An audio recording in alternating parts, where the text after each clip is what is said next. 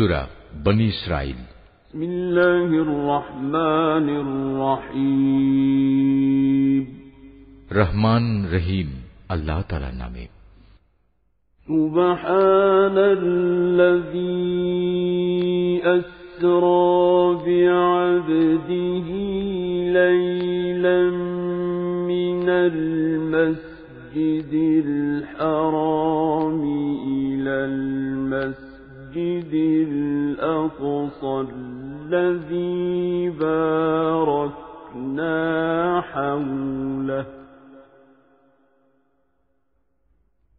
الذي باركنا حوله لنريه من آياتنا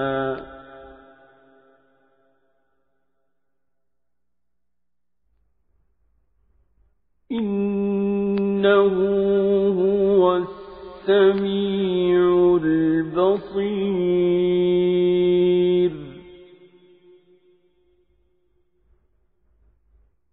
وآتينا موسى الكتاب وجعلناه هدى لبني إسرائيل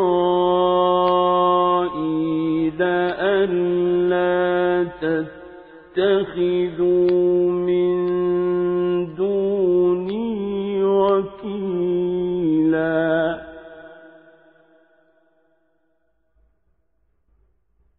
ذرية من حملنا مع نوح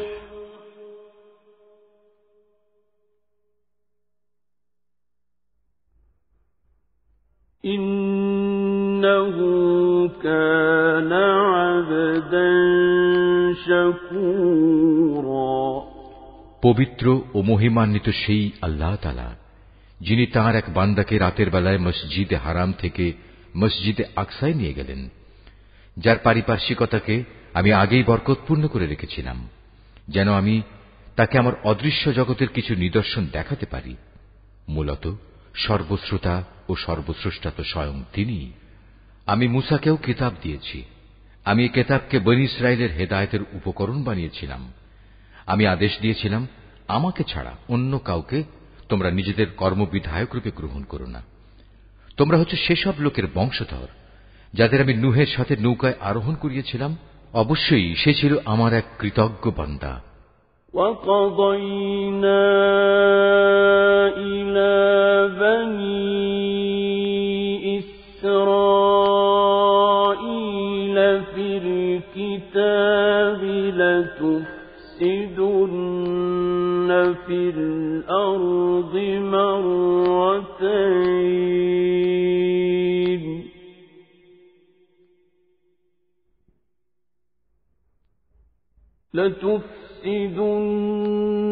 في الأرض مرتين ولتعلن علوا كبيرا।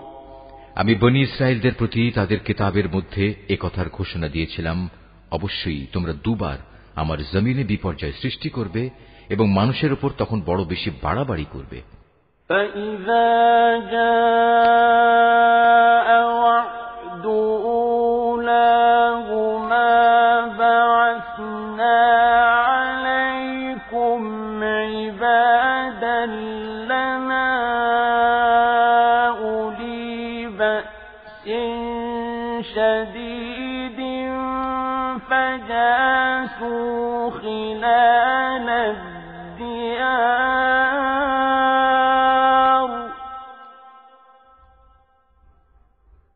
وَكَانَ وَعْدًا مَّفْعُولًا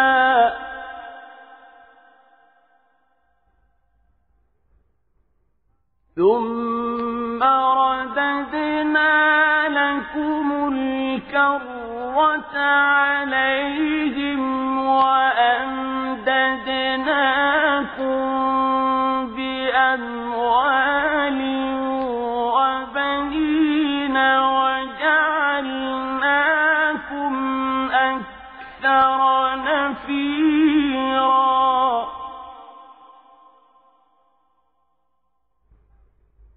إن أحسنتم أحسنتم لأنفسكم وإن أسأتم فلها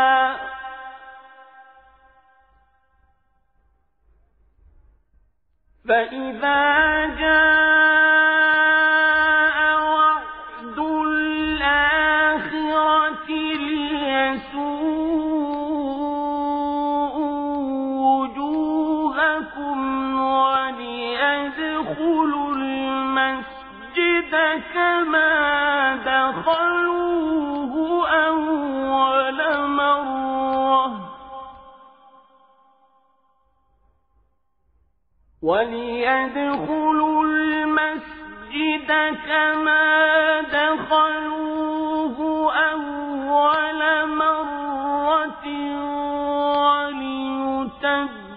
وليتبروا ما علوا تتبيرا অতঃপর এ দুয়ের প্রথমটির নির্ধারিত সময় যখন এসে হাজির হল, তখন তোমাদের বিপর্যয় বন্ধ করার জন্য আমি তোমাদের উপর আমার এমন কিছু বান্দাকে পাঠিয়েছিলাম যারা ছিল বীরত্বের অধিকারী।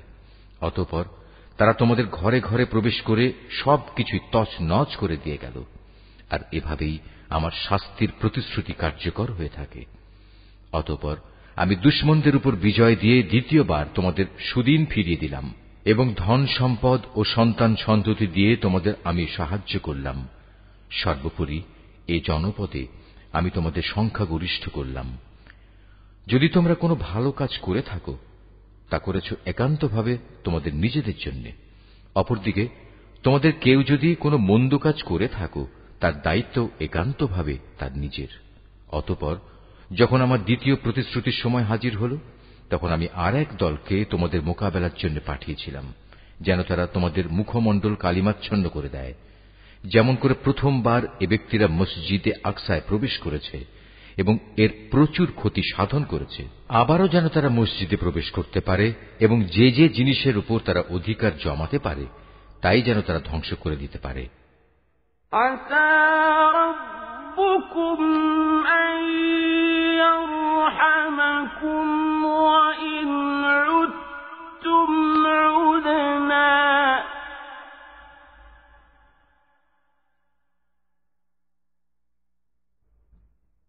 وَجَعَلْنَا جَهَنَّمَ لِلْكَافِرِينَ حَصِيرًا إِنَّ هَذَا الْقُرْآنَ يَهْدِي لِلَّتِي هِيَ أَقْوَمُ وَيُبَشِّرُ الذين يعملون الصالحات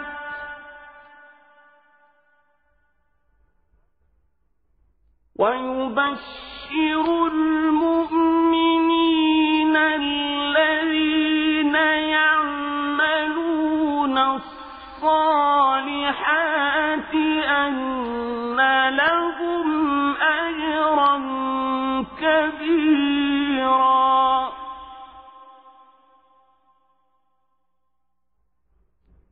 وأن الذين لا يؤمنون بالآخرة أعتدنا لهم عذابا أليما ويدعو الإنسان بالشر دعاءه بالخير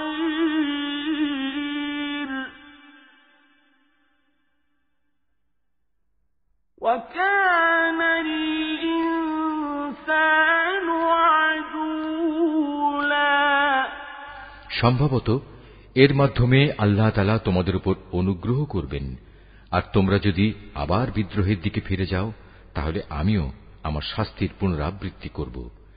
আর আমি তো কাফেরদের জন্য জাহান্নামকে তাদের চির কারাগারে পরিণত করে রেখেছি। অবশ্যই এ কোরআন এমন এক পথের দিকে নির্দেশনা দেয় যা অতি সরল ও মজবুত, এবং যেসব ঈমানদার মানুষ নেক আমল করে এ কিতাব তাদের এই সুসংবাদ দেয় যে তাদের জন্য আল্লাহর কাছে এক মহা পুরস্কার রয়েছে। অপরদিকে যারা পরকালে বিশ্বাস করে না, আমি তাদের জন্য এক কঠিন আযাব প্রস্তুত করে রেখেছি। আর মানুষ যেভাবে নিজের জন্য না বুঝে অকল্যাণ কামনা করে, তেমনি সে তার নিজের জন্য বুঝে সুঝে কিছু কল্যাণও কামনা করে। আসলে মানুষ কাঙ্ক্ষিত বস্তুর জন্য এমনিই তাড়াহুড়ো করে।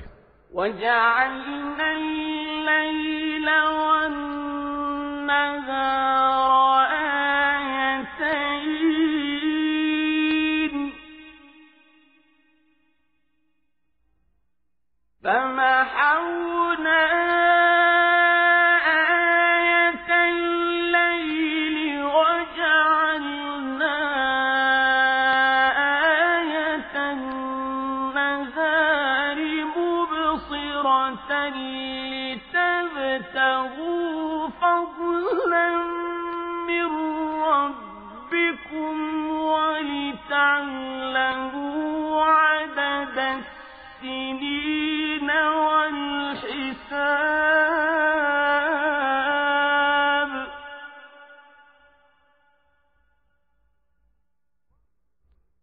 وكل شيء فصلناه تفصيلا। আমি রাত ও দিনকে আমার কুদরতের দুটো নিদর্শন বানিয়ে রেখেছি। অতঃপর রাতের নিদর্শন আমি বিলীন করে দিয়েছি এবং দিনের নিদর্শনকে আমি করেছি আলোকময়, যাতে করে এর আলোতে তোমরা তোমাদের মালিকের রিজিক সংগ্রহ করতে পারো। সর্বোপরি তোমরা এর মাধ্যমে বছরের গণনা ও এর হিসাবও জানতে পারো। আর এর সব কয়টি বিষয়ই আমি খুলে খুলে বর্ণনা করেছি।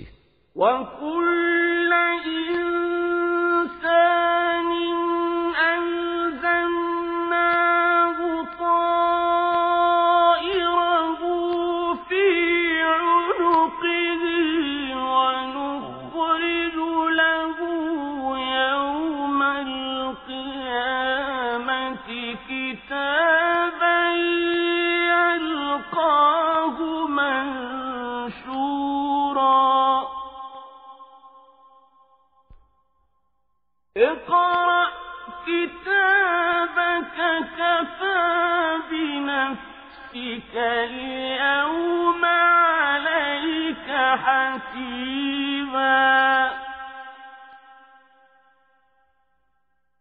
من اهتدى فإنما يهتدي لنفسه ومن ضل فإنما يضل عليها ولا تزر وازرة وزر أخرى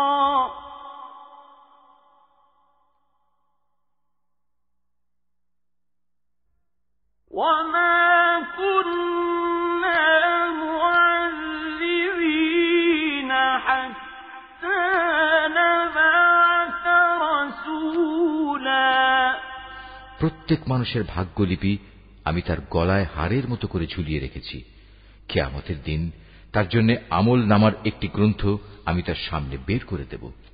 সে তা তার সামনে খোলা অবস্থায় পড়ে থাকতে দেখবে। আমি তাকে বলবো, পড়ো, এ হচ্ছে তোমার আমল নামা। আজ নিজের হিসাবের জন্য তুমি একাই যথেষ্ট। যে ব্যক্তি হেদায়েতের পথে চলবে সে তো চলবে একান্তভাবে নিজের ভালোর জন্য। যে ব্যক্তি গোমরাহ হবে তার গোমরাহির দায়িত্ব অবশ্যই তার উপর। আসল কথা হচ্ছে সেদিন কেউই অন্য কারো গুনাহের ভার বইবে না। আর আমি কখনোই কোনো জাতিকে আযাব দেই না যতক্ষণ না আমি সেখানে আযাব থেকে সতর্ককারী কোন রাসূল না পাঠাই। وَإِذَا أَرَدْنَا أَن نُّهْلِكَ قَرْيَةً أَمَرْنَا مُتْرَفِيهَا فيها فحق عليها القول فدمرناها تدميرا। আমি যখন কোন জনপদকে ধ্বংস করতে চাই তখন তার বিত্তশালী লোকদের ভালো কাজের আদেশ করি, কিন্তু তা না করে সেখানে তারা গুনাহের কাজ করতে শুরু করে। অতঃপর এজন্য সেখানে আমার আযাবের ফয়সালা প্রতিষ্ঠিত হয়ে যায়। পরিশেষে আমি তা সম্পূর্ণরূপে বিনাশ করে দেই। وَكَمْ أَهْلَكْنَا مِنَ الْقُرُونِ مِنْ بَعْدِ نُوحٍ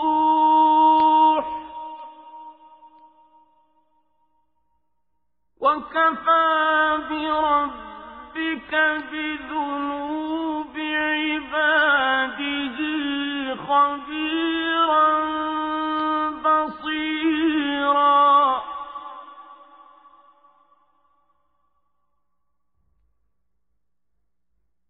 من كان يريد العاجلة عجلنا له فيها ما نشاء لمن نريد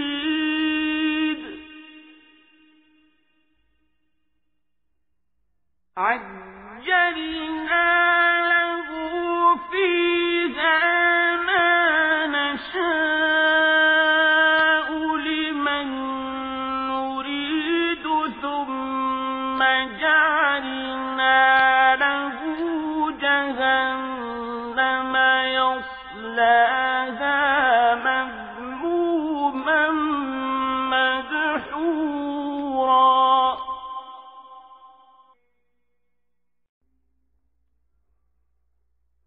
ومن أراد الآخرة وسعى لها سعيها وهو مؤمن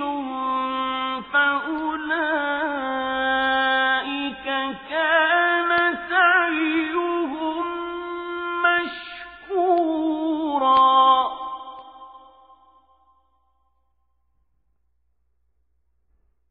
كلا نمد هؤلاء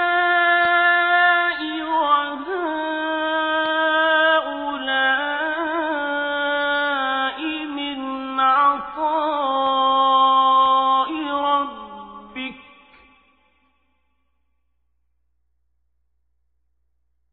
وما كان عطاء ربك محظورا।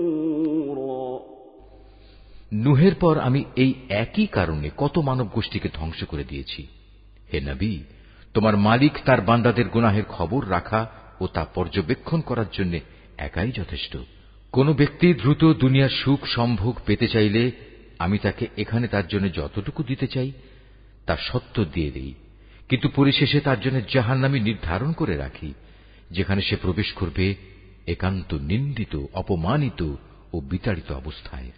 অপরদিকে যারা আখিরাত ও তার সাফল্য কামনা করে এবং তা পাওয়ার জন্য যে পরিমাণ চেষ্টা করা উচিত তেমনি ভাবেই চেষ্টা করে, সর্বোপরি যারা হয় সত্যিকার মোমেন, মূলত তারাই হচ্ছে এমন লোক যাদের চেষ্টা সাধনা আল্লাহর দরবারে কবুল হয়।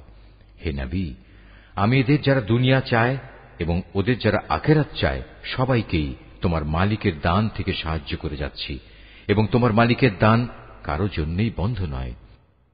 انظر كيف فضلنا بعضهم على بعض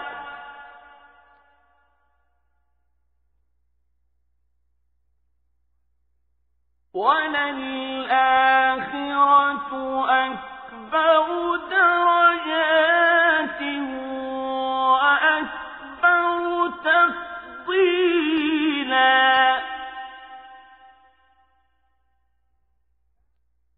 لا تجعل مع الله إلها آخر فتقعد مذموما مخذولا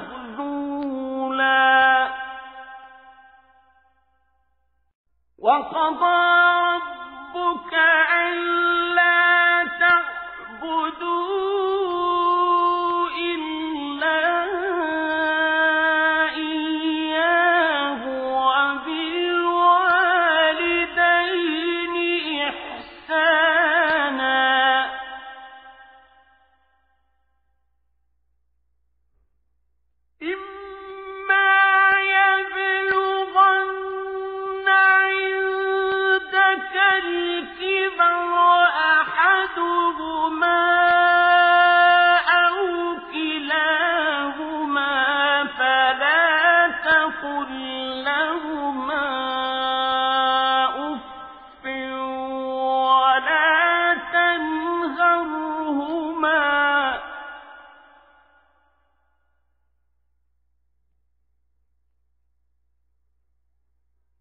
فلا تقل لهما أف ولا تنهرهما وقل لهما قولا كريما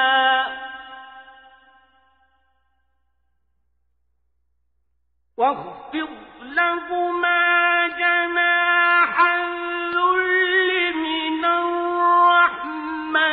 وقل رب ارحمهما كما ربياني صغيرا হে নবী, তুমি দেখো কিভাবে আমি পার্থিব সম্পদের বেলায় তাদের একজনকে আরেকজনের উপর শ্রেষ্ঠত্ব দান করলাম। অবশ্য মর্যাদার দিক থেকে আখিরাত অনেক বড়, তার ফজিলাতও বহুলাংশে বেশি। হে মানুষ, আল্লাহর সাথে তোমরা অন্য কাউকে মাবুদ বানিও না, নতুবা পরকালে তোমরা নিন্দিত, অপমানিত ও নিঃসহায় হয়ে পড়বে।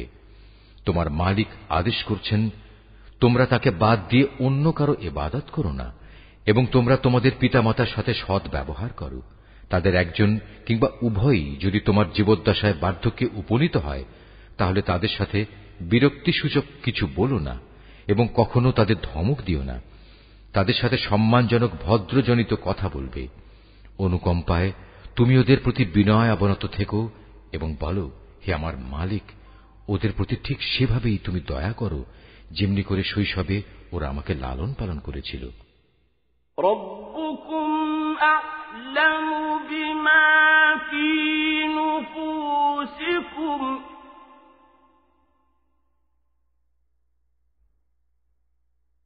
ইন تكونوا صالحين فإنه كان للأوابين غفورا আসলে তোমাদের মালিক তোমাদের মনের ভিতরে যা আছে তা ভালো করেই জানেন। তোমরা সত্যিই যদি ভালো মানুষ হয়ে থাকো তাহলে আল্লাহ তাআলা তা মাফ করে দেবেন, কেননা যারা তওবা করে তিনি তাদের গুনাহ মাফ করে দেন। وآت ذا القربى حقه والمسكين وابن السبيل ولا تبذر تبذيرا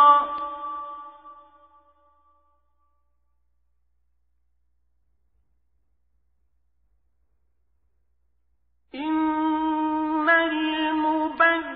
المبذرين كانوا إخوان الشياطين وكان الشيطان لربه كفورا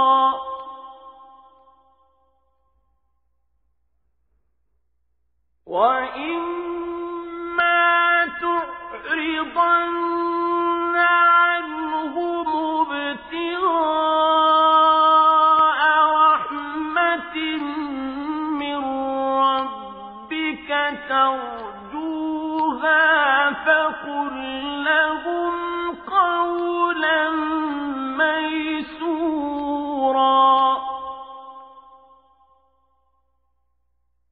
ولا تجعل يدك مغلولة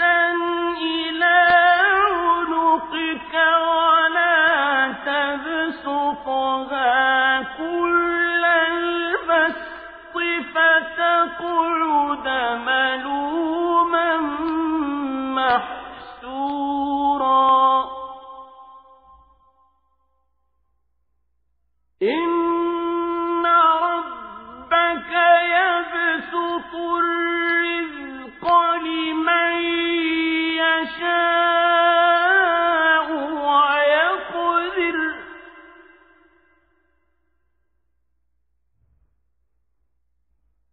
إنه كان بعباده خبيرا بصيرا আত্মীয় স্বজনকে তাদের যথার্থ পাওনা আদায় করে দেবে, অভাবগ্রস্ত এবং মুসাফিরদেরও তাদের হক আদায় করে দেবে।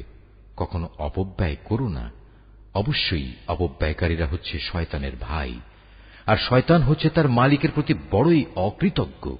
যদি তোমাকে কখনো এ হকদারদের বিমুখ করতেই হয় এ কারণে যে তাকে দেয়ার মতো সম্পদ তোমার কাছে নেই এবং তুমি তোমার মালিকের কাছ থেকে অনুগ্রহ কামনা করছো, যা পাওয়ার তুমি আশাও রাখো, তাহলে একান্ত নম্রভাবে তাদের সাথে কথা বলো। কখনো নিজের ব্যয়ের হাত গর্দানের সাথে বেঁধে রেখো না, যাতে কার কোনো প্রকাশ পায়। আবার তা সম্পূর্ণ খুলেও রেখো না, অন্যথায় বেশি খরচ করার কারণে তুমি নিন্দিত নিঃস্ব হয়ে যাবে। তোমার মালিক যাকে চান তার রিজিক বাড়িয়ে দেন, আবার যাকে চান তাকে তা কম করে দেন। অবশ্যই তিনি তার বান্দাদের প্রয়োজন সম্পর্কে ভালোভাবেই জানেন এবং তাদের অবস্থাও তিনি দেখেন।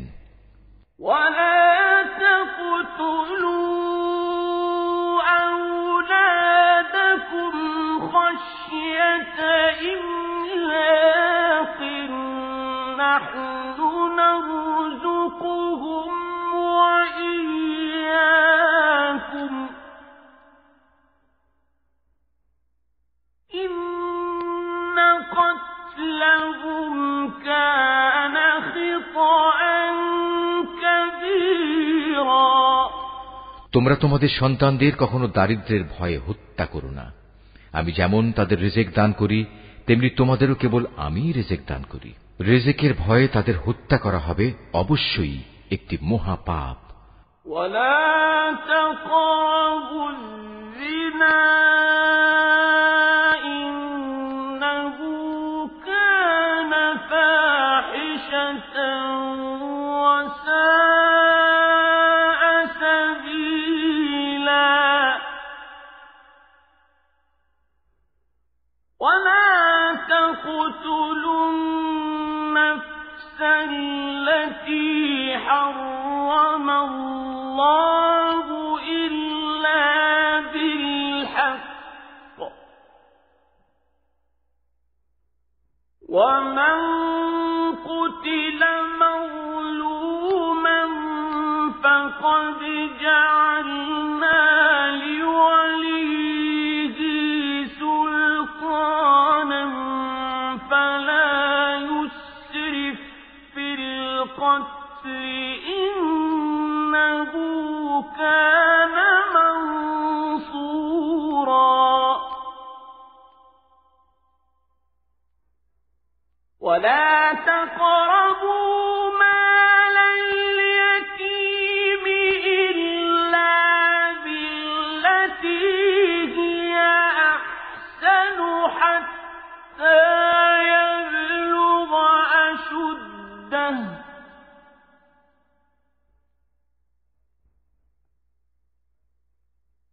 وأوفوا بالعهد إن العهد كان مسؤولا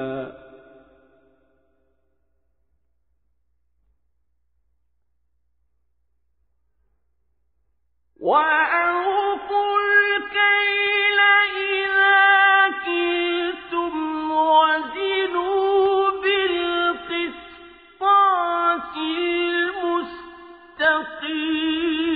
المستقيم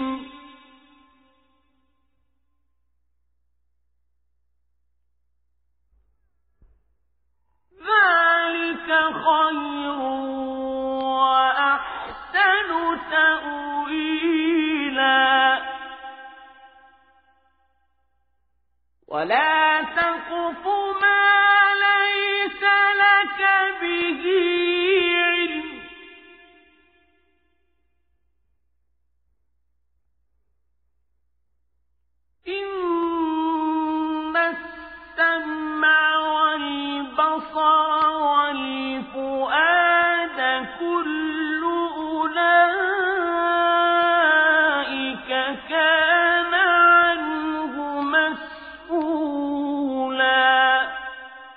তোমরা ব্যভিচারের ধারে কাছেও যেও না।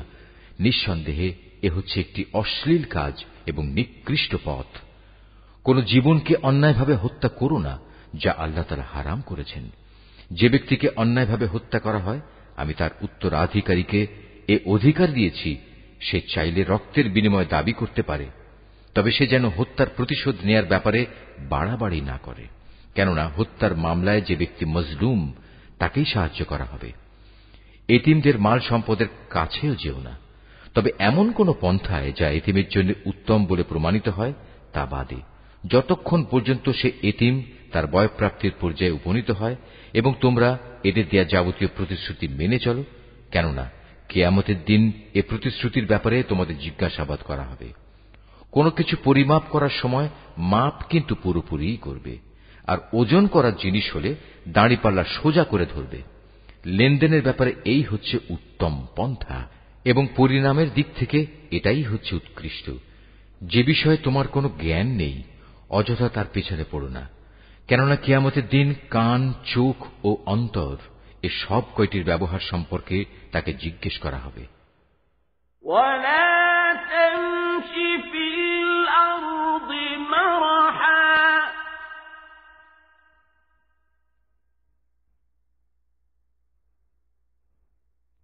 إنك لن تخرق الأرض ولن تبلغ الجبال طولا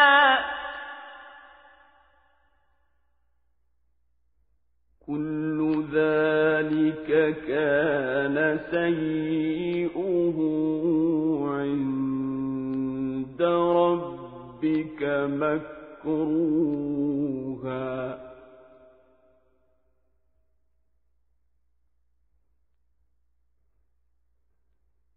ذلك مما أوحى إليك ربك من الحكمة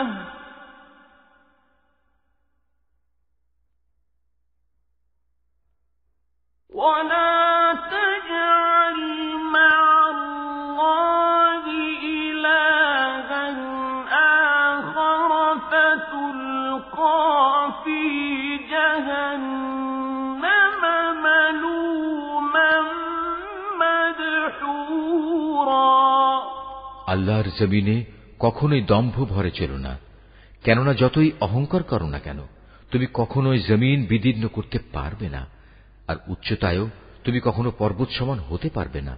হে নবী, এগুলো সবই খারাপ কাজ। এর মন্দ দিকগুলো তোমার মালিকের কাছে একান্ত ঘৃণিত। তোমার মালিক ওহির মাধ্যমে যে প্রজ্ঞা দান করেছেন, এ হচ্ছে তার অন্তর্ভুক্ত, যা তোমার মালিক ওহির মাধ্যমে তোমার কাছে পাঠিয়েছেন। তুমি আল্লাহর সাথে অন্য আর কাউকে মাবুদ বানাবে না, অন্যথায় তুমি নিন্দিত, অপমানিত ও আল্লাহর অনুগ্রহ থেকে বঞ্চিত হয়ে জাহান্নামে নিক্ষিপ্ত হবে। أفأصفاكم ربكم بالبنين واتخذ من الملائكة إناثا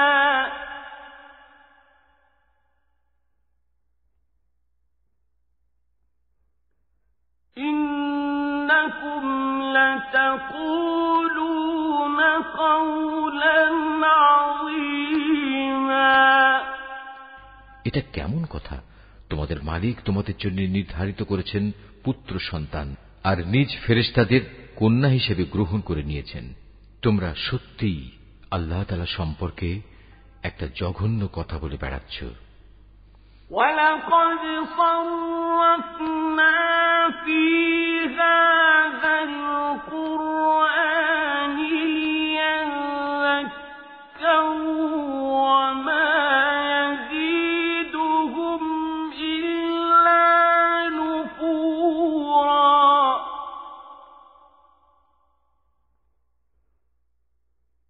قُل لَّوْ كَانَ مَعَهُ آلِهَةٌ كَمَا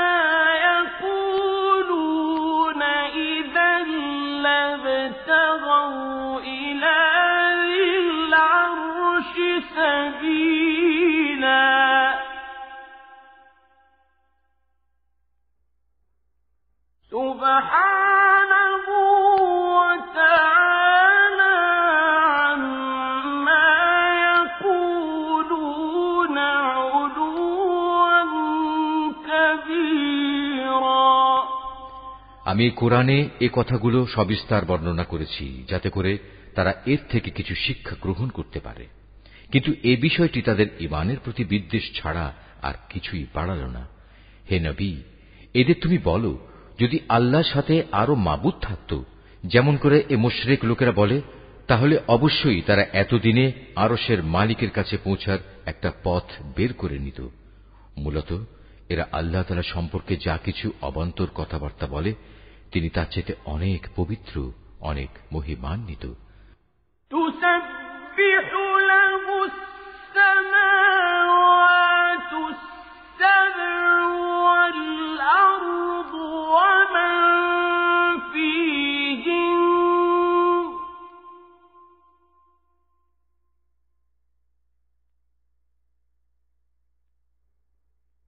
ওয়া ইন মিন শাইইন ইল্লা ইউসাব্বিহু বিহামদিহি ওয়ালাকিন লা তাফকাহুনা তাসবীহাহুম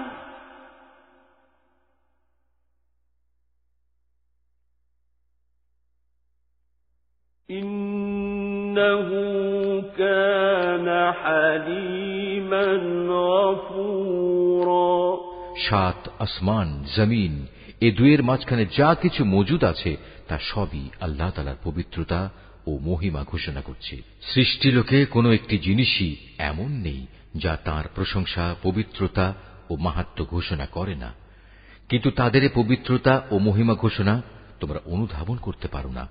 অবশ্যই তিনি একান্ত সহনশীল ও ক্ষমাপরায়ণ। وَإِذَا قَرَأْتَ الْقُرْآنَ جَعَلْنَا بَيْنَكَ وَبَيْنَ الَّذِينَ لَا يُؤْمِنُونَ بِالْآخِرَةِ حِجَابًا مَّسْتُورًا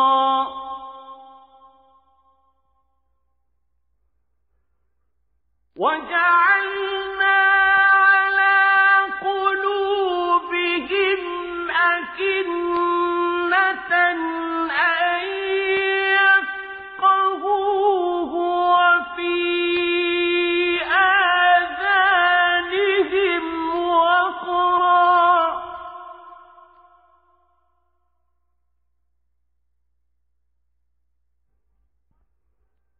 وَإِذَا ذَكَرْتَ رَبَّكَ فِي الْقُرْآنِ وَحْدَهُ وَلَّوْا عَلَىٰ أَدْبَارِهِمْ نُفُورًا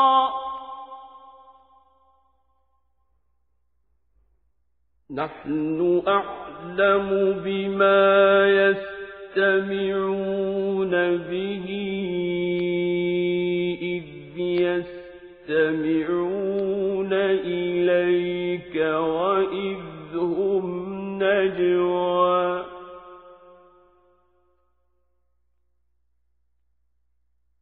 إذ يستمعون إليك وإذ هم نجوى إذ يقول الظالمون إن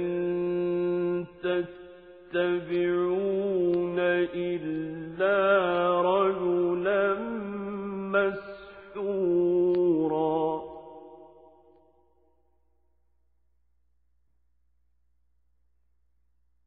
انظر كيف ضربوا لك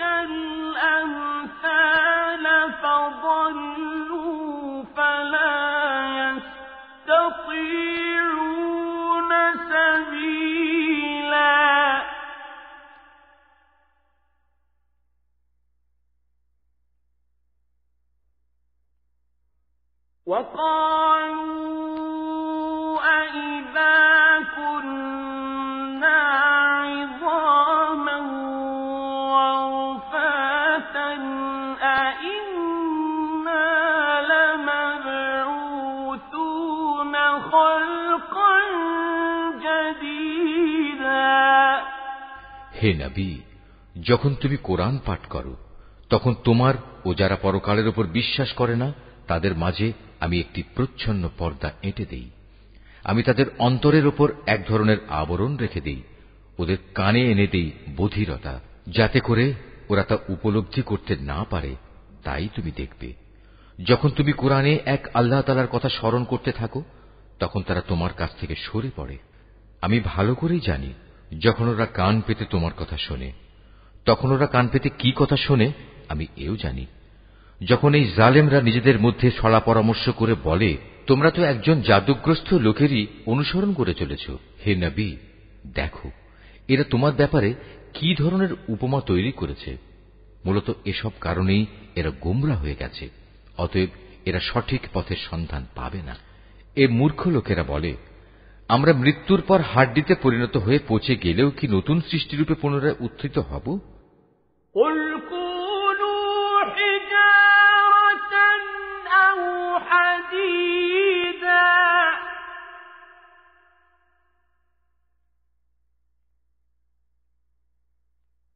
أو خلقا مما يكبر في صدوركم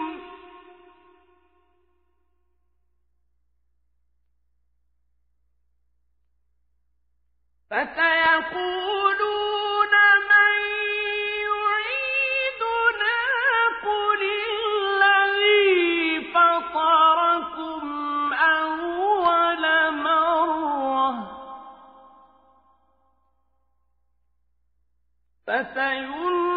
فسينغضون إليك رؤوسهم ويقولون متى هو قل عسى أن يكون قريبا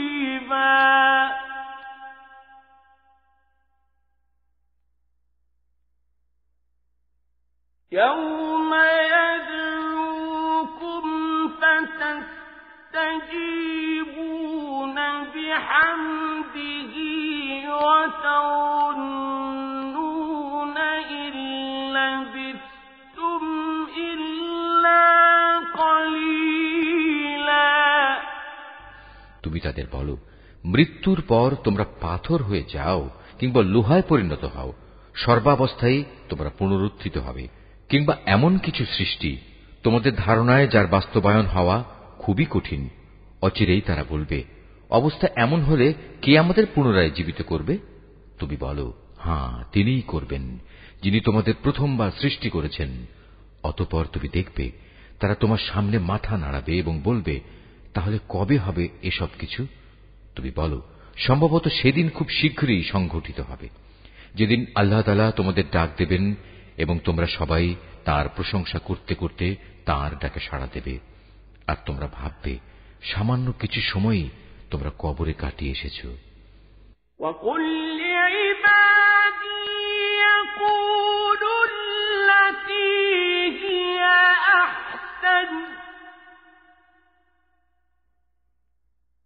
إن الشيطان ينزغ بينهم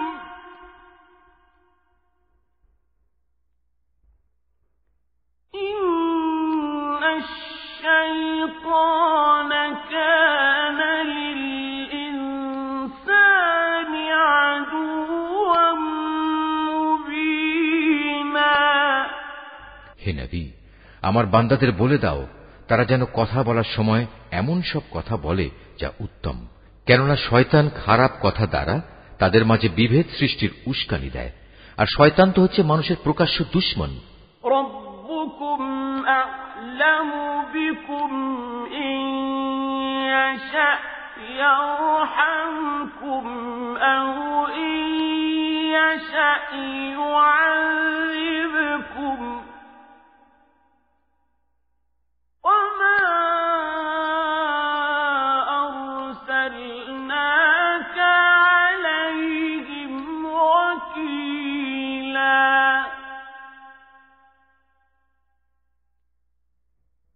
وربك أعلم بمن من في السماوات والأرض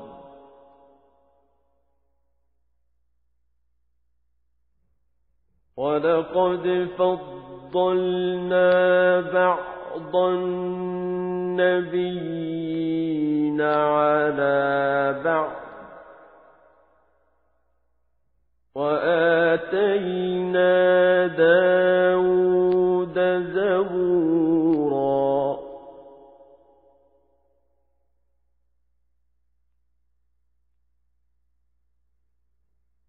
قل ادعوا الذين زعمتم من دونه فلا يملكون كشف الضر عنكم ولا تحويلا হে মানুষ, তোমাদের মালিক তোমাদের সম্পর্কে ভালো করেই জানেন। তিনি চাইলে তোমাদের উপর দয়া করেন, আবার চাইলে তিনি তোমাদের শাস্তি দেন। হে নবী, আমি তো তোমাকে তাদের উপর কোনো অভিভাবক করে পাঠাইনি। তোমার মালিক তাদের ভালো করেই জানেন যা আসমান সমূহ ও জমিনের মাঝে মজুদ রয়েছে। আমি এক একজন নবীকে এক একজনের উপর মর্যাদা দান করেছি। এমনি ভাবেই আমি দাউদকে জবুর কিতাব দান করে মর্যাদাবান করেছি। হে নবী, এদের বলো, তোমরা আল্লাহকে বাদ দিয়ে যাদের মাবুদ মনে করে ডাকো, তাদের ডেকে দেখো, দেখবে তারা তোমাদের কষ্ট দূর করা কিংবা তা বদলে দেওয়ার কোনো ক্ষমতাই রাখে না। أولئك الذين يدعون يبتغون إلى ربهم الوسيلة أيهم أقرب ويرجون رحمته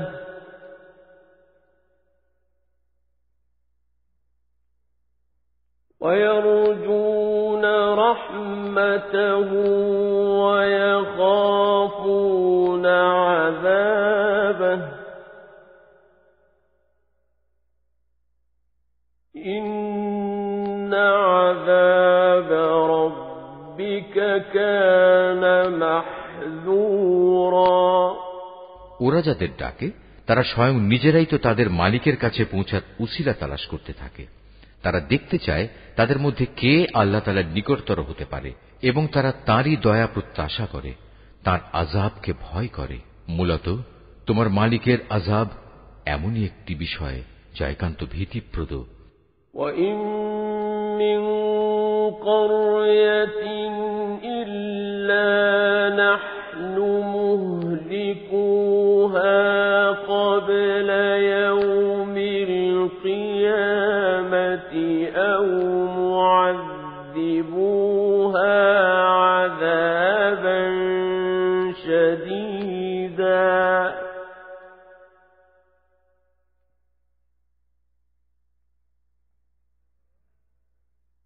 كان ذلك في الكتاب مسطورا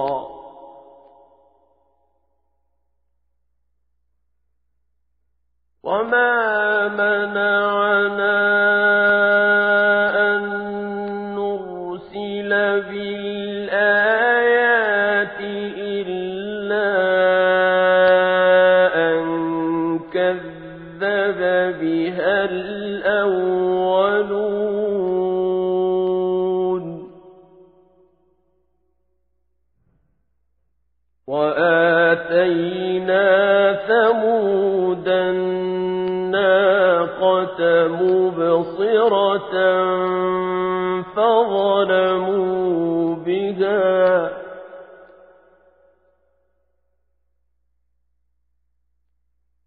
وما نرسل بالآيات إلا تخويفا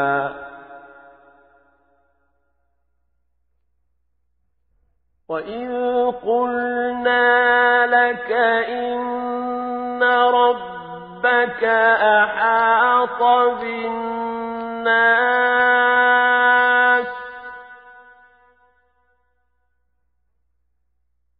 وما جعلنا التي أريناك إلا فتنة للناس والشجرة الملعونة في القرآن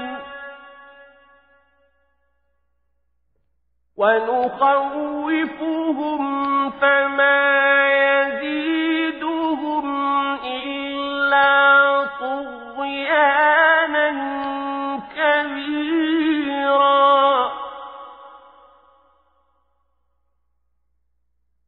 وإذ قلنا للملائكة اسجدوا لآدم فسجدوا إلا إبليس قال أأسجد لمن خلقت طينا এমন কোন একটি জনপদ নেই যা আমি কিয়ামতের দিন আসার আগেই ধ্বংস করে দেব না, কিংবা তাদের আমি কঠোর আযাব দেব না। এসব কথা তো আমার পাঠানো কিতাবেই লিপিবদ্ধ আছে। আমাকে আযাবের নিদর্শন সমূহ পাঠানো থেকে এছাড়া অন্য কোনো কিছুই নিবৃত্ত করতে পারেনি যে তাদের আগের লোকেরা তা অস্বীকার করেছে। আমি সামুদ জাতিকে দৃশ্যমান নিদর্শন হিসেবে একটি উষ্ট্রি পাঠিয়েছিলাম, অতঃপর তারা আমার সেই নিদর্শনের সাথে জুলুম করেছে। আসলে আমি ভয় দেখানোর জন্যই তাদের কাছে আযাবের নিদর্শন সমূহ পাঠাই। হে নবী, স্মরণ করো যখন আমি তোমাকে বলেছিলাম তোমার মালিক জ্ঞানের পরিধি দিয়ে সব মানুষদের পরিবেষ্টন করে আছেন। যে স্বপ্ন আমি তোমাকে দেখিয়েছিলাম তাকে আমি আসলে মানুষদের জন্য পরীক্ষার বিষয় বানিয়ে দিয়েছিলাম, এবং সে গাছকেও পরীক্ষার কারণ বানিয়েছি যার প্রতি কোরআনে অভিশাপ দেওয়া হয়েছে। এভাবেই আমি তাদের ভয় দেখাই। মূলত আমার ভয় দেখানো তাদের গুমরাহি কেবল বাড়িয়ে দিয়েছে। স্মরণ করো যখন আমি ফেরেশতাদের বললাম তোমরা আদমকে সিজদা করো, তখন তারা সবাই আমার আদেশে সিজদা করল, ইবলিস ছাড়া। সে বলল, আমি কিভাবে তাকে সিজদা করব যাকে তুমি মাটি থেকে সৃষ্টি করেছো? قال أرأيتك هذا الذي كرمت علي لئن أخرتني إلى يوم القيامة لأحتركن ذريته إلا قليلا। সে বলল, তুমি কি একে দেখেছো যাকে তুমি আমার উপর মর্যাদা দান করলে? যদি তুমি আমাকে কিয়ামত পর্যন্ত অবকাশ দাও তাহলে আমি অবশ্যই তার গোটা বংশধরদের নিজের আয়ত্তে নিয়ে আসব, তবে একটি ক্ষুদ্র দল ছাড়া যারা বেঁচে থাকতে পারবে। قال اذهب فمن تبعك منهم فإن جهنم جزاؤكم جزاء موفورا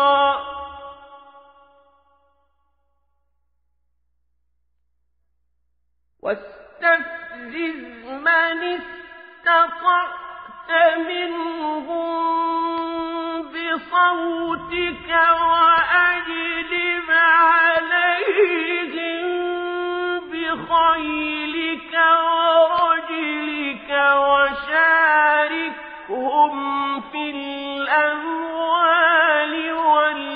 والأولاد وعدهم وما يعدهم الشيطان إلا غرورا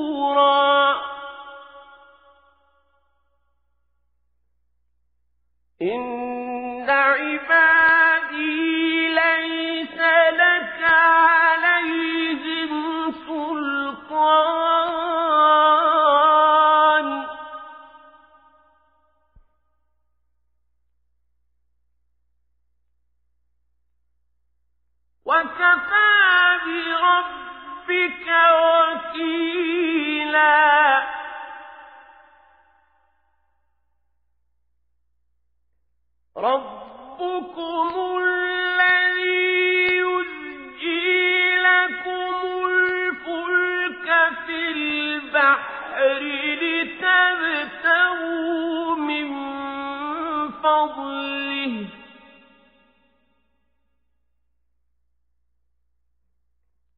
إنه كان بكم رحيما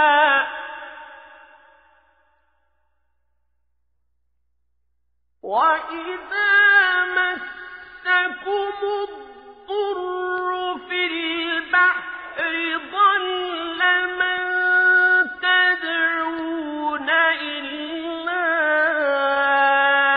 إياه فلما نجاكم إلى البر أعرضتم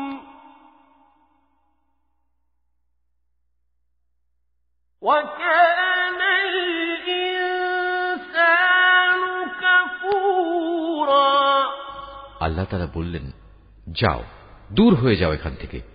তাদের মধ্যে যারা তোমার আনুগত্য করবে তোমাদের সবার শাস্তি হচ্ছে জাহান্নাম, আর জাহান্নামের শাস্তিও পুরোপুরি দেয়া হবে। এদের মধ্যে যাকেই পারো তুমি তোমার আওয়াজ দিয়ে গোমরা করে দাও।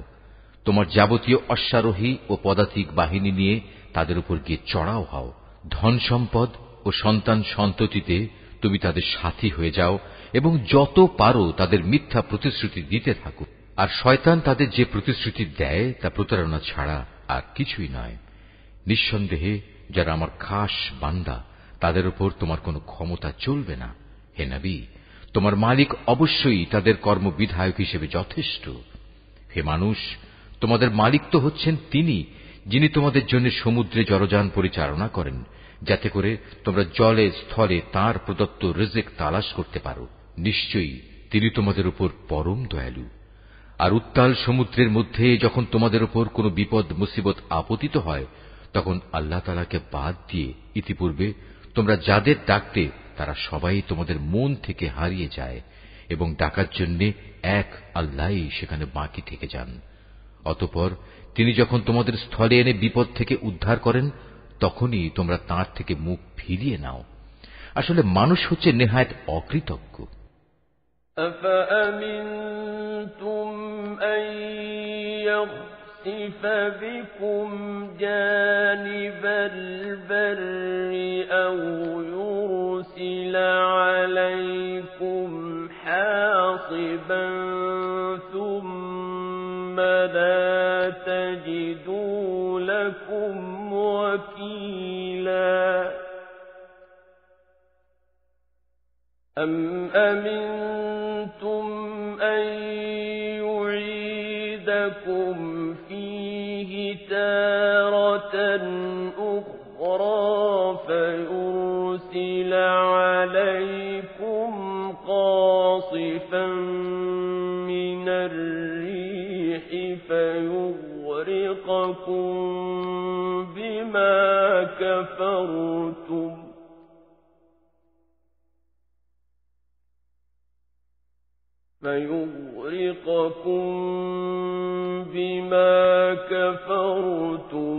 ثم لا تجدوا لكم علينا به تبيعا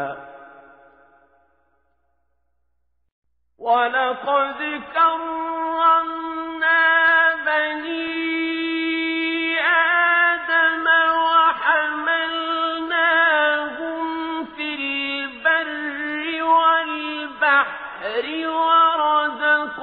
ورزقناهم من الطيبات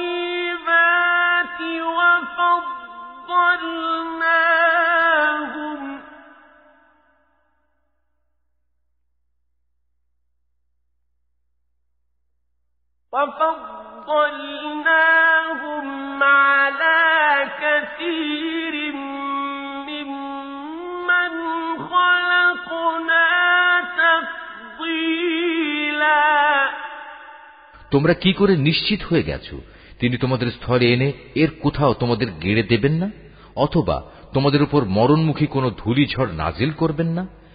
এমন অবস্থা যখন আসবে তখন তোমরা কোনো অভিভাবকও পাবে না, অথবা তোমরা এ ব্যাপারেও কি নিশ্চিত হয়ে গেছো যে তিনি পুনরায় তোমাদের সেই সমুদ্রে নিয়ে যাবেন না এবং স্থলে এসে যে আচরণ তোমরা তার সাথে করেছ তোমাদের সেই অকৃতজ্ঞতার শাস্তিস্বরূপ তিনি অতঃপর তোমাদের উপর প্রচন্ড ঝড় পাঠাবেন না এবং তোমাদের উত্তাল সমুদ্রে ডুবিয়ে দেবেন না? আর এমন অবস্থা দেখা দিলে তোমাদের জন্য সেদিন আমার বিরুদ্ধে কোনো সাহায্যকারী পাবে না। আমি অবশ্যই আদম সন্তানদের মর্যাদা দান করেছি। স্থলে ও সমুদ্রে আমি ওদের চলাচলের বাহন দিয়েছি এবং তাদের পবিত্র জিনিসসমূহ দিয়ে আমি রিজিক দান করেছি। অতঃপর আমি অন্য যত কিছু সৃষ্টি করেছি তার অধিকাংশের উপরই আমি তাদের শ্রেষ্ঠত্ব দান করেছি।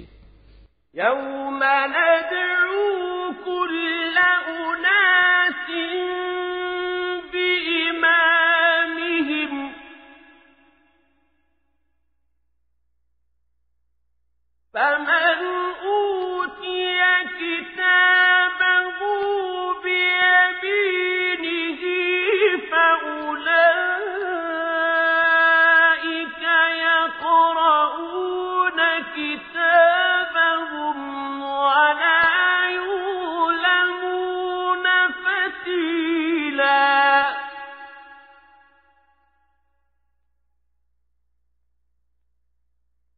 ومن كان في هذه أعمى فهو في الآخرة أعمى وأضل سبيلا وإن كادوا ليفتنونك عن أوحينا إليك لتفتري علينا غيره وإذا لاتخذوك خليلا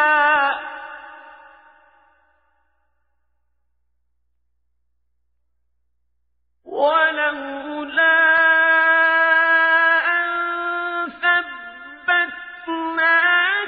لقد كدت تركن إليهم شيئا قليلا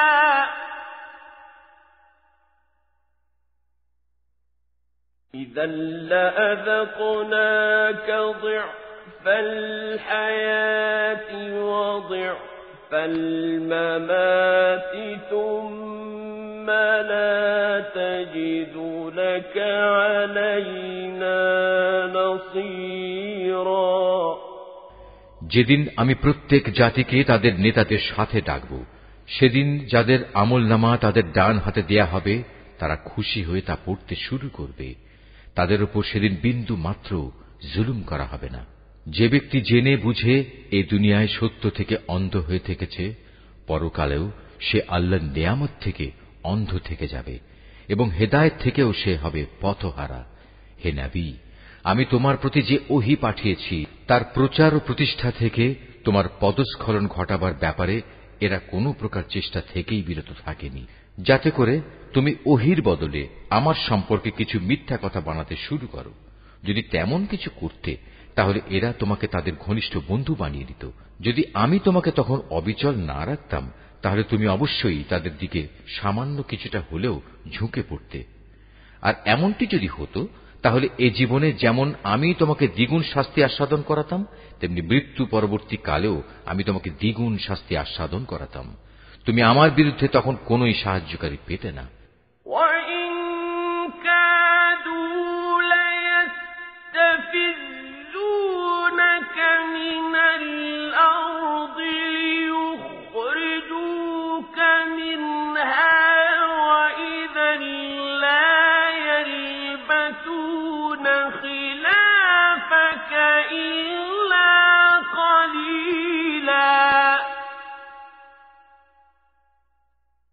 سنة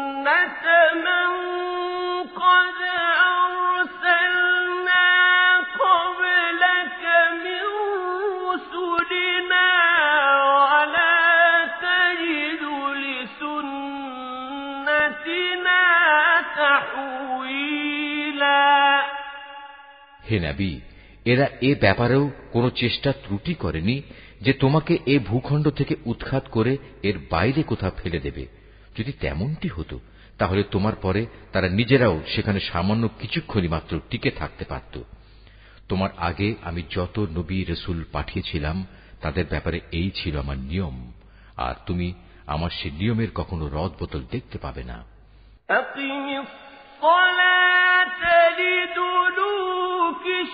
الشمس إلى غسق الليل وقرآن الفجر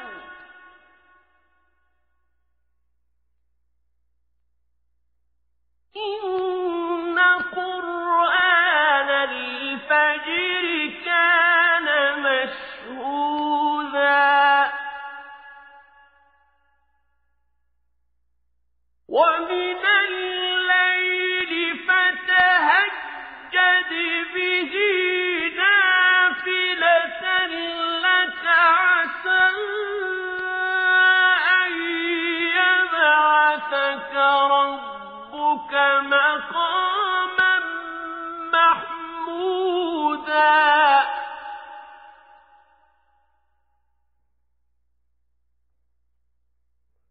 وقل رب أدخلني مدخل صدق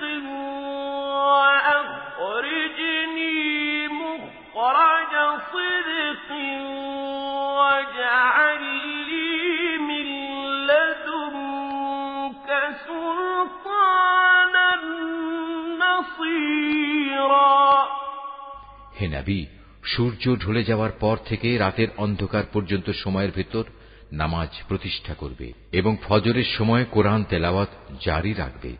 অবশ্য ফজরের কোরআন তেলাওয়াত সহজেই পরিলক্ষিত হয়। রাতের কিছু অংশে তাহাজ্জুদ নামাজ প্রতিষ্ঠা করো। এটা তোমার জন্য ফরজ নামাজের অতিরিক্ত একটা নামাজ। আশা করা যায় তোমার মালিক এর বরকত দ্বারা তোমাকে প্রশংসিত মর্যাদায় প্রতিষ্ঠিত করবেন। তুমি বলো, হে আমার মালিক, যেখানেই আমাকে নিয়ে যাও না কেন তুমি আমাকে সত্যের সাথে নিয়ে যাও, এবং যেখান থেকেই আমাকে বের করো না কেন সত্যের সাথেই বের করো, এবং তোমার কাছ থেকে আমার জন্য একটি সাহায্যকারী রাষ্ট্রশক্তি প্রদান করো। وَقُلْ جَاءَ الْحَقُّ وَزَهَقَ الْبَاطِلُ إِنَّ الْبَاطِلَ كَانَ زَهُوقًا وَنُنَزِّلُ مِنَ الْقُرْآنِ مَا هُوَ شِفَاءٌ وَرَحْمَةٌ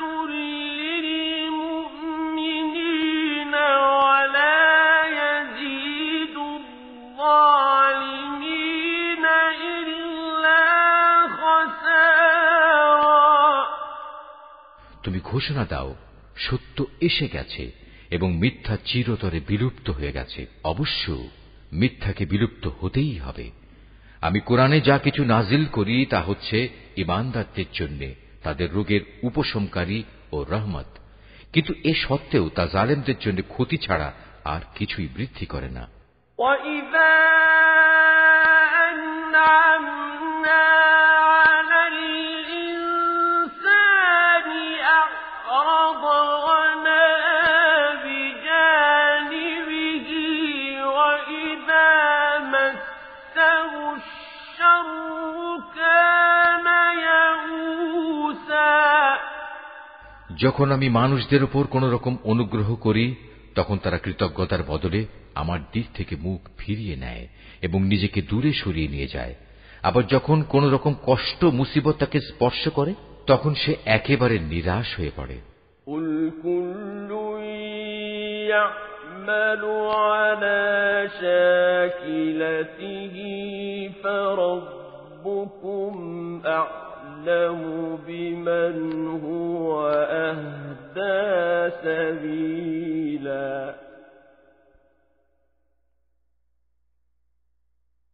وَيَسْأَلُونَكَ عَنِ الرُّوحِ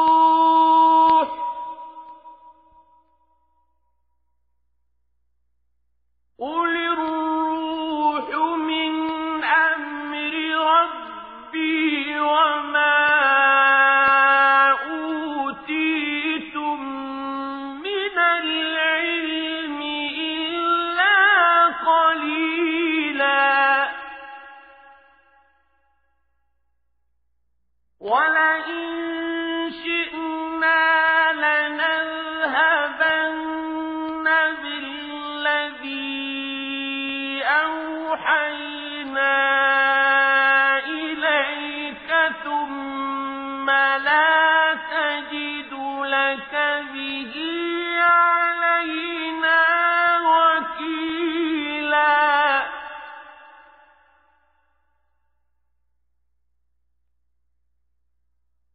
إلا رحمة من ربك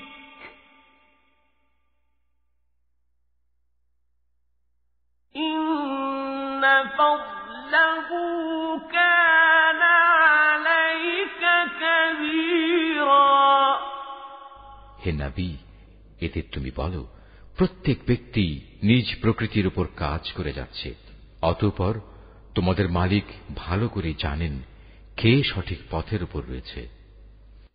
হে নবী, এরা তোমার কাছে জানতে চায় রূহ কি জিনিস। তুমি এদের বলো, রূহ হচ্ছে আমার মালিকের আদেশ সম্পর্কিত একটি বিষয়। আসলে সৃষ্টি রহস্য সম্পর্কে তোমাদের যা কিছু জ্ঞান দেয়া হয়েছে তা নিতান্ত কম। তারপরেও আমি তোমার প্রতি যে কতটুকু ওহী পাঠিয়েছি, যদি আমি চাইতাম তা অবশ্যই তোমার উপর থেকে প্রত্যাহার করে নিতে পারতাম, আর তেমন কিছু হলে তুমি আমার মোকাবেলায় কোনোই সাহায্যকারী পেতে না। কিন্তু এটা হচ্ছে তোমার মালিকের একান্ত দয়া, এতে কোনোই সন্দেহ নেই। তোমার উপর তার অনুগ্রহ অনেক বড়।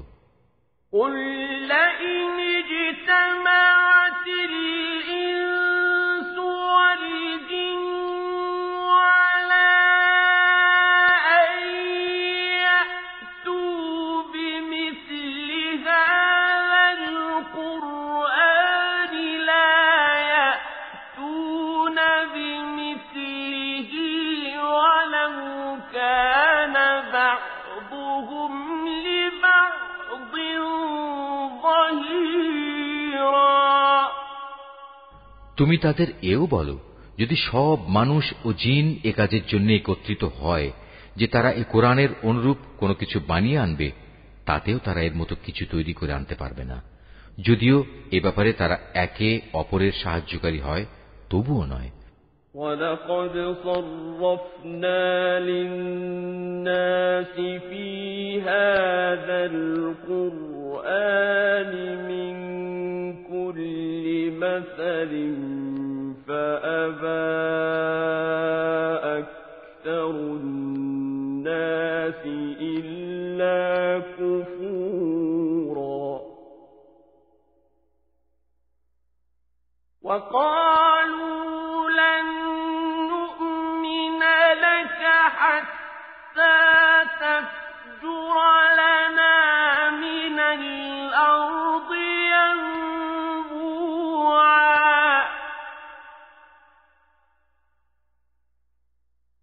أَوْ تَكُونَ لَكَ جَنَّةٌ مِّن نَّخِيلٍ وَعِنَبٍ فَتُفَجِّرَ الْأَنْهَارَ خِلَالَهَا تَفْجِيرًا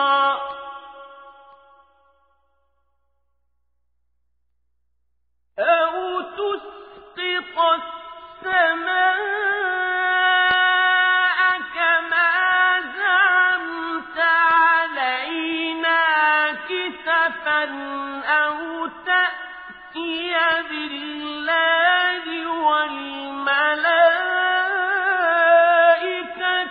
قَبِيلًا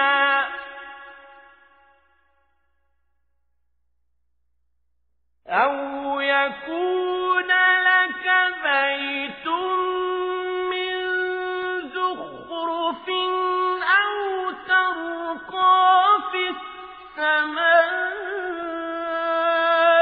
وَلَن نُّؤْمِنَ لِرُقِيِّكَ حَتَّىٰ تُنَزِّلَ عَلَيْنَا كِتَابًا نَّقْرَؤُهُ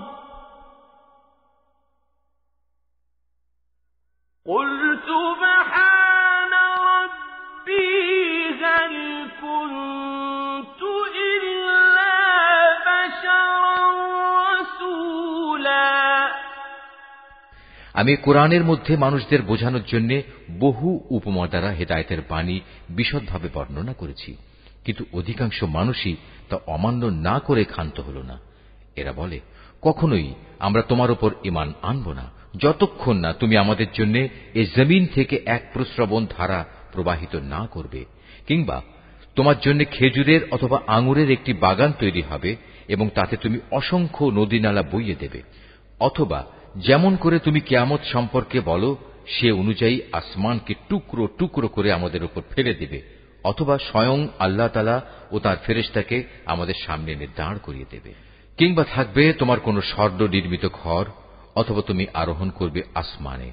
কিন্তু আমরা তোমার আকাশে চড়ার ঘটনাও বিশ্বাস করব না যতক্ষণ না তুমি সেখান থেকে আমাদের জন্য একটি কিতাব নিয়ে আসবে যা আমরা পড়তে পারব। হে নবী, তুমি এদের শুধু এটুকু বলো, মহান পবিত্র আমার আল্লাহ তাআলা, আমি তো কেবল তাঁর পক্ষ থেকে একজন মানুষ, একজন রাসূল বই, কিছুই নই।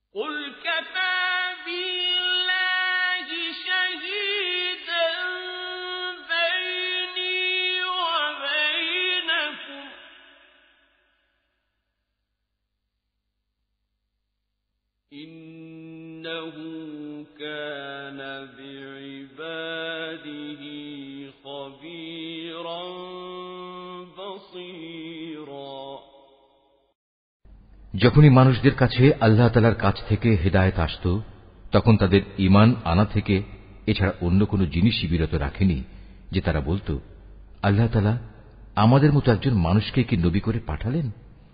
হে নবী, তুমি তাদের বলো, যদি এ জমিনে ফেরেশতারাই বসবাস করত এবং তারা এখানে নিশ্চিন্তভাবে ঘুরে বেড়াত, তাহলে অবশ্যই আমি তাদের জন্য আসমান থেকে কোন ফেরেশতাকেই নবী করে পাঠাতাম। তুমি বলো, আমার এবং তোমাদের মাঝে আল্লাহ তাআলাই আমি মনে করি সাক্ষী হিসেবে যথেষ্ট। অবশ্যই তিনি তার বান্দাদের সম্পর্কে জানেন, তিনি তাদের সব আচরণও দেখেন।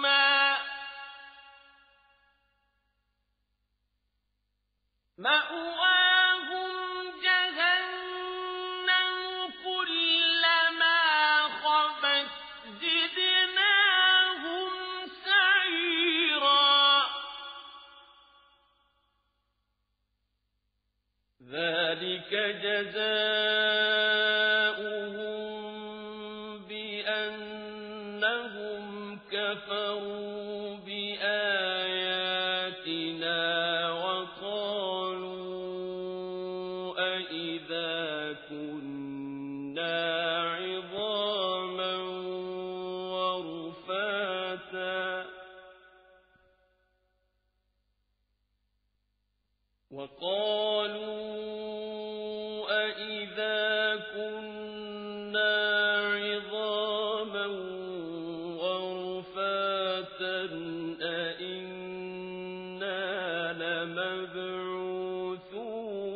خلقا جديدا যাকে আল্লাহ তাআলা হিদায়াত দান করেন সেই মূলত হিদায়াত প্রাপ্ত হয়, আর যাকে তিনি গোমরাহ করেন এমন লোকদের হিদায়াত দানের জন্য হে নবী তুমি আল্লাহ তাআলা ছাড়া আর অন্য কাউকেই সাহায্যকারী পাবে না। এমন সব গোমরাহ লোকদের আমি কিয়ামতের দিন মুখের উপর ভর দিয়ে চলা অবস্থায় একত্রিত করব। এরা তখন হবে অন্ধ, বোবা ও বধির। এদের সবার ঠিকানা হবে জাহান্নাম। যতবার তা স্তিমিত হয়ে আসবে ততবার আমি তাকে তাদের জন্য প্রজ্বলিত করে আরো বাড়িয়ে দেব। এ হচ্ছে তাদের যথার্থ শাস্তি, কেননা তারা আমার আয়াতসমূহকে অস্বীকার করত। তারা আরো বলতো, মৃত্যুর পর যখন আমরা অস্থিতে পরিণত হয়ে যাব ও চূর্ণ বিচূর্ণ হয়ে যাব, তখন কি আমরা নতুন সৃষ্টিরূপে উত্থিত হব?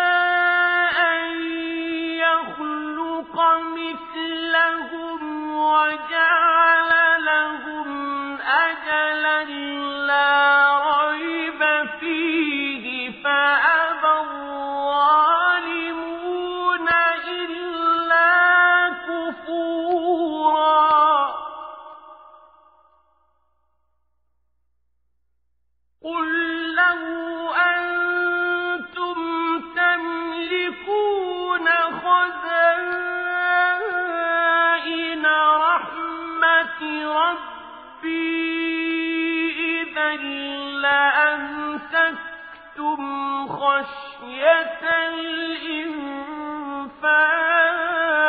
الإنفاق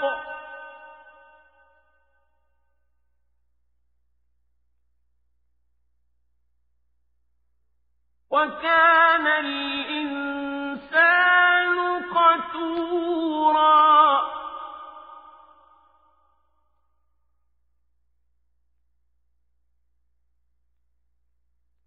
ولقد آتينا موسى 9 آيات بينات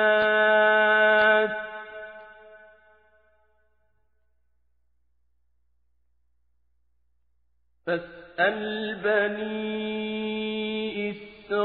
إسرائيل إذ جاءهم فقال له فرعون إني لأظنك يا موسى مسحورا قال لقد علمت ما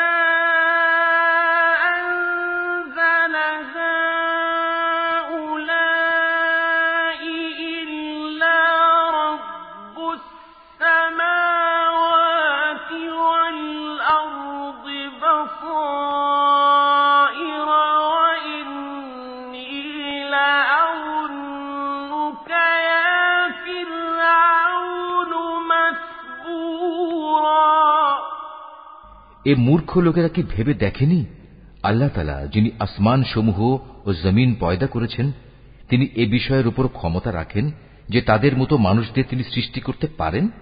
দ্বিতীয়বার তাদের পয়দা করার একটি ক্ষণ তিনি তাদের জন্য নির্ধারণ করে রেখেছেন যাতে কোনো রকম সন্দেহের অবকাশ নেই। তথাপি এ জালেম লোকেরা সেদিনকে অস্বীকার করেই যাচ্ছে। হে নবী বলো, আমার মালিকের দয়ার ভাণ্ডার যদি তোমাদের করায়ত্তে থাকত তবে তা ব্যয় হয়ে যাবে এ ভয়ে তোমরা তা আঁকড়ে রাখতে চাইতে। আসলে মানুষ স্বভাবগতভাবেই অতিশয় কৃপণ। আমি মূসাকে 9টি স্পষ্ট নিদর্শন দিয়েছিলাম। অতএব হে নবী তুমি স্বয়ং বনী ইসরায়েলদের কাছে এই কথাটা জিজ্ঞেস করো। যখন সে তাদের কাছে নবী হয়ে এসেছিল তখন ফেরাউন তাকে বলেছিল, হে মূসা আমি মনে করি তুমি একজন জাদুগ্রস্ত ব্যক্তি। এর জবাবে সে বলেছিল, তুমি একথা ভালো করেই জানো নবুয়তের প্রমাণ সম্বলিত এসব অন্তর্দৃষ্টি সম্পন্ন জ্ঞান আসমান সমূহ ও জমিনের মালিক ছাড়া আর কেউই নাজিল করেননি। হে ফেরাউন, আমি তো মনে করি তুমি সত্যি ধ্বংস হয়ে গেছো।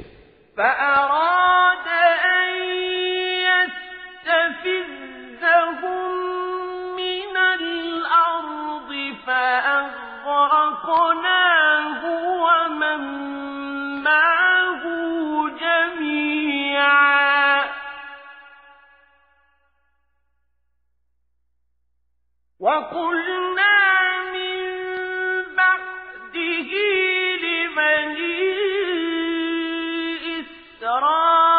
إسرائيل اسكنوا الأرض فإذا جاء وعد الآخرة جئنا بكم لفيفا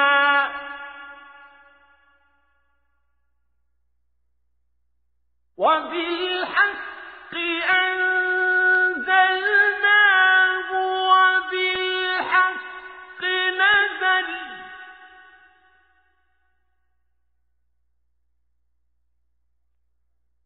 وما أرسلناك إلا مبشرا ونذيرا অতঃপর সে তাদের এ জমিন থেকে উৎখাত করে দিতে চাইল, কিন্তু আমি তাকে এবং যারা তার সঙ্গী সাথী ছিল তাদের সবাইকে এর নাফরমানির জন্য সমুদ্রে ডুবিয়ে দিয়েছি। অতঃপর আমি বনী ইসরায়েলদের বললাম, এবার তোমরা এই জমিনে নির্বিবাদে বসবাস করো। এরপর যখন আখিরাতের প্রতিশ্রুতির সময় আসবে তখন আমি তোমাদের সবাইকে সংকুচিত করে আমার সামনে নিয়ে আসব। এ কোরআনকে আমি সত্য বাণী সহকারে নাজিল করেছি, তাই তা সত্য নিয়েই নাজিল হয়েছে। আমি তো তোমাকে কেবল জান্নাতের সুসংবাদদাতা ও জাহান্নামের সতর্ককারী রূপেই প্রেরণ করেছি।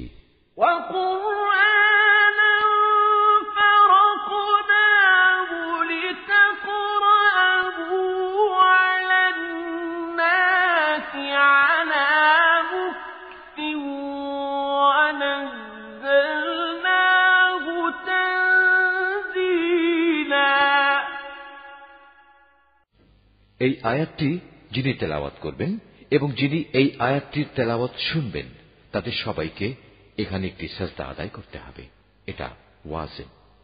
قُلْ آمِنُوا بِهِ أَوْ لَا تُؤْمِنُوا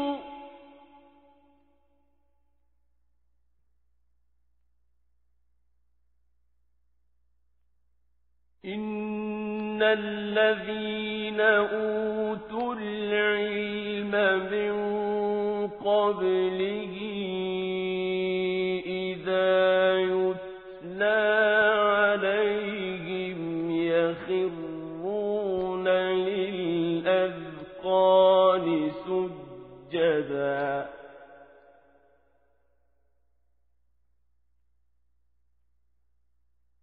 وَيَقُولُونَ سُبْحَانَ رَبِّنَا إِن كَانَ وَعْدُ رَبِّنَا لَمَفْعُولًا وَيَخِرُّونَ لِلْأَذْقَانِ يَبْكُونَ وَيَزِيدُهُمْ خُشُوعًا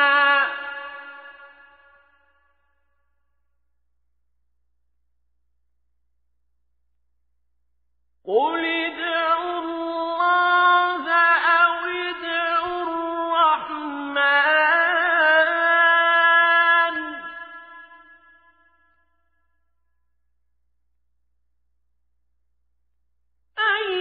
أَيًّمَّا تَدْعُوا فَلَهُ الْأَسْمَاءُ الْحُسْنَى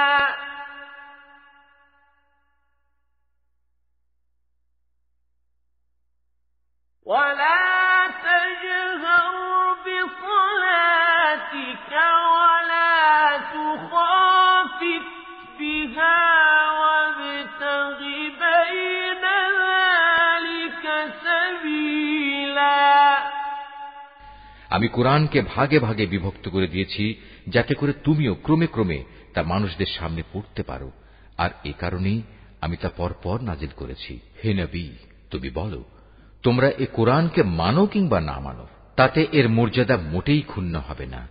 যাদের এর আগে আসমানি কিতাবের জ্ঞান দেয়া হয়েছে, তাদের অবস্থা হচ্ছে, যখনই তাদের সামনে এটি পড়া হয়, তারা নিজেদের মুখের উপর সাজদায় লুটিয়ে পড়ে। তখন তারা বলে, আমাদের মালিক পবিত্র, অবশ্যই আমাদের মালিকের ওয়াদা পরিপূর্ণ হবে। আর তারা কাঁদতে কাঁদতে মুখের উপর ভূমিতে লুটিয়ে পড়ে। মূলত এ কোরআন তাদের বিনয়েই বৃদ্ধি করে।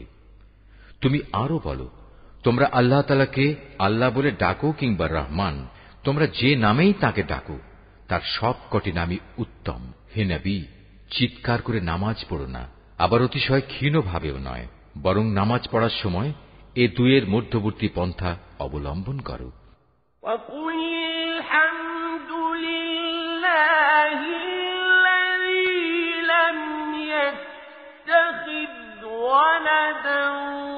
ولم يكن له شريك في الملك ولم يكن له ولي من الذل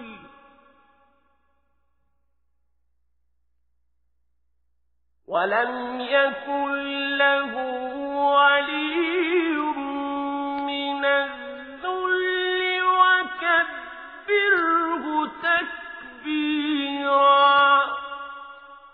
তুমি আরো বলো, সকল প্রশংসা আল্লাহ তাআলার জন্য, যিনি কখনো কোনো সন্তান গ্রহণ করেননি, তার সার্বভৌমত্বে কারোই কোনো অংশীদারিত্ব নেই। তিনি কখনো দুর্দশাগ্রস্তও হন না যে তার কোনো অভিভাবকের প্রয়োজন হয়। তিনি সব কিছুর ঊর্ধ্বে। তুমি শুধু তাঁরই মাহাত্ম্য ঘোষণা করো, পরমতম মাহাত্ম্য।